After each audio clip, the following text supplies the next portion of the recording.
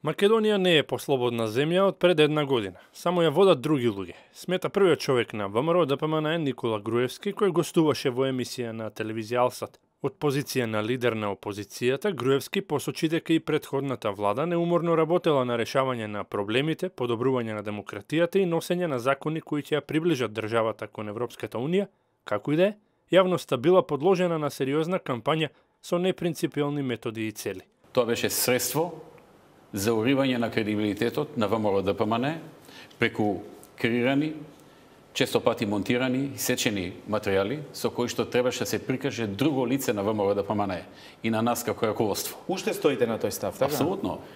Тоа е реалноста. Тоа беше политички инструмент за останување на ВМРО ДПМН од власта. Не постои во реалноста заробена држава. Македонија беше слободна држава, на слободни граѓани кои што слободно го изразуваа своето мислење и на изборите.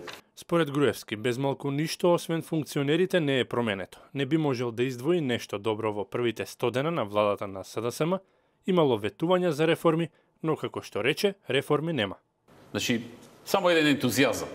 Добро е кога се има ентузијазам, тоа не е лошо, но ако тој ентузијазам заврши без резултати, без конкретни дела и чекори, во тој случај тоа било повторно некоја измама за луѓето. За сега има само ентузијазам и желба да влеземе во НАТО и ЕУ. Тоа е добро и ние имавме таа желба и ние имавме ентузијазам, но да видиме како тоа ќе заврши. За сега не гледаме ништо конкретно тој ентузијазам. Предводникот на најголемата парламентарна партија обвинува за класична политичка хајка против неистомислениците, против раководители на поранешните државни структури и најмногу против раководството на ВМРО ДПМН. СДСМ во неможност да одговори пред граѓаните за нивните потреби, во неможност да ги реализира ветувањата што им ги дадоа на луѓето за подобар живот или за живот како што тие велеа.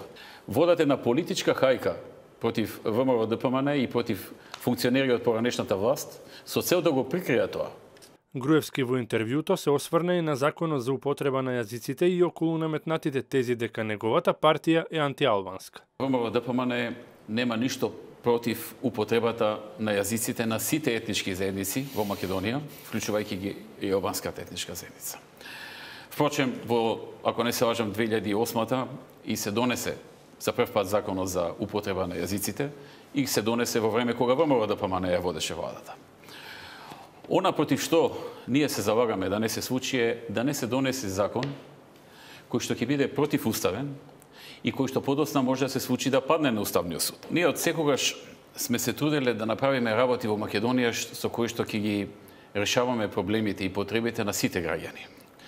Факт е дека во минатото многу често од некои медиуми, особено од дел од албанските медиуми, бевме оцрнувани како политичка партија, прикажувани како некоја партија која што и мисли лошо на албанците.